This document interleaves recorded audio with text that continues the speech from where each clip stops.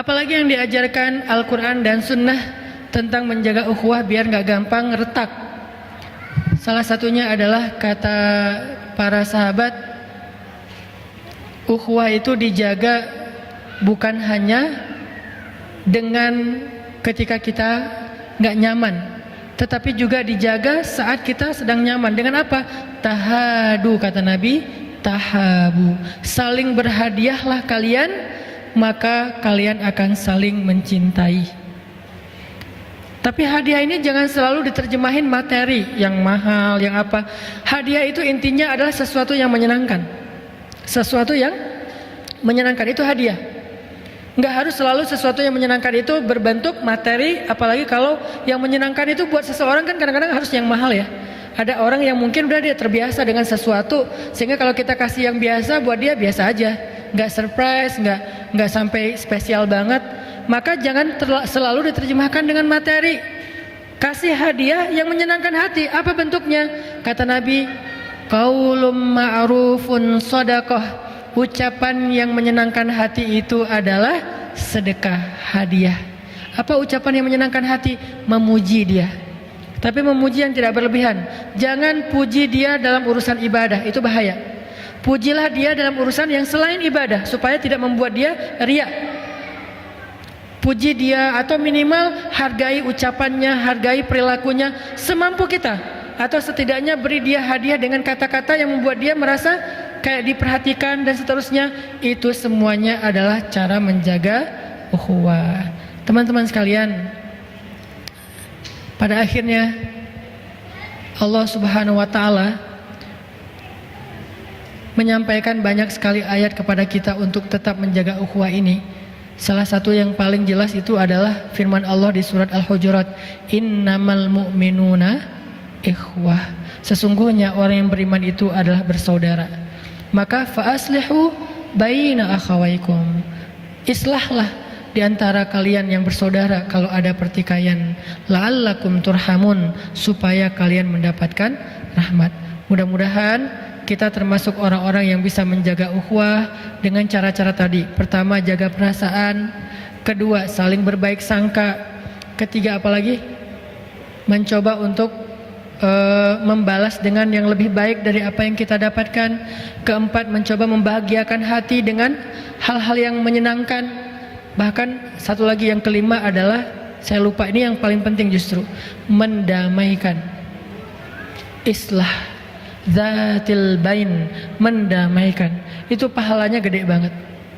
Apa pahala mendamaikan? Kata Nabi, sesungguhnya mendamaikan dua orang yang bertikai lebih aku sukai daripada melakukan iktikaf sepanjang malam atau sepanjang hari di Masjid Nabawi. Mendamaikan. Iktikaf di Raudhah masih lebih baik mendamaikan di antara dua orang yang bertikai. Jadi kalau kita ngelihat ada dua orang yang kayak berbeda pendapat atau jadi saling baper-baperan, kita ambil jalan sebagai penengah.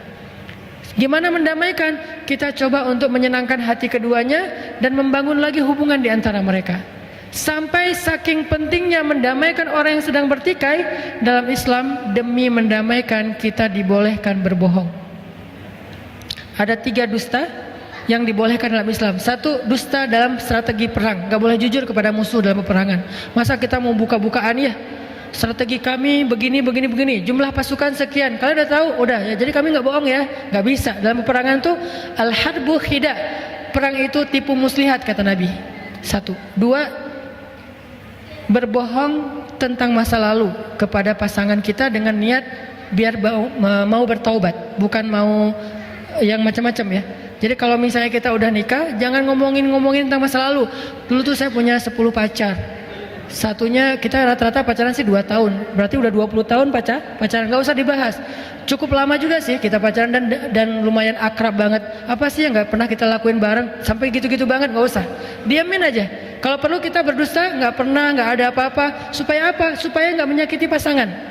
Tapi bukan mau ada macam-macam ya. 2. Yang ketiga, berbohong untuk mendamaikan dua orang yang bertikai, itu dibolehkan dengan syarat tidak berlebihan dan tidak justru memunculkan masalah yang baru.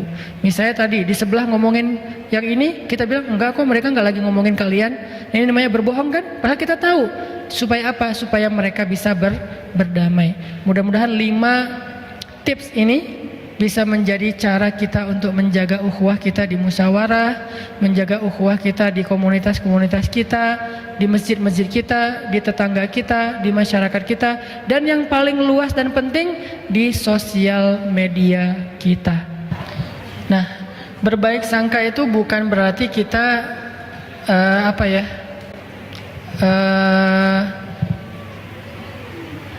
menutup mata dari sebuah kesalahan, bukan.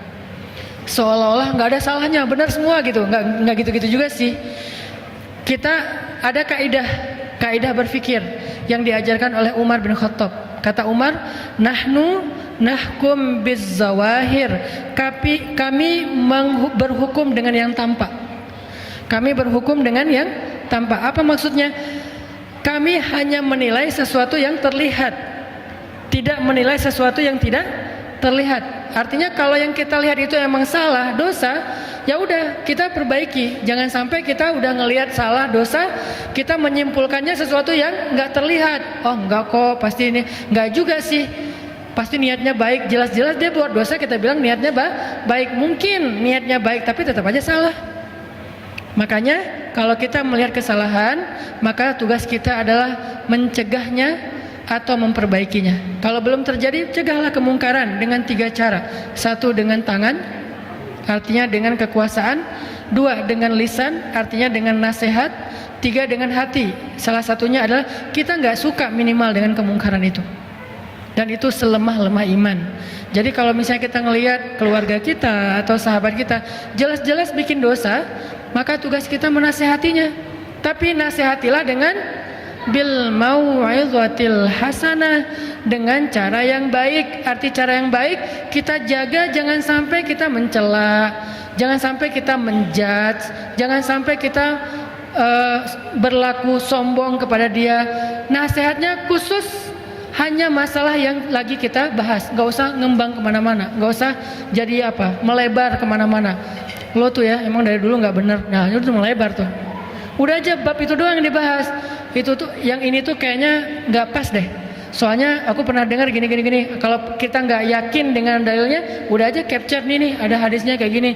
Aku juga lagi belajar, jadi sama yuk kita belajar ini biar nggak ngulangin kesalahan yang sama, kan bisa ya. Tetap dengan mau'izatil hasanah. Jadi bukan berarti kita harus berbaik sangka bahwa itu bukan kesalahan, itu bukan dosa, itu bukan pelanggaran. Nggak gitu-gitu juga sih. Jadi tetap berbaik sangka itu urusan batin, gaib, tapi masalah zahir ada kaidah untuk watawasau bil haq, watawasau bis sabr. Ada kaidah untuk saling menasihati dalam kebenaran dan kesabaran.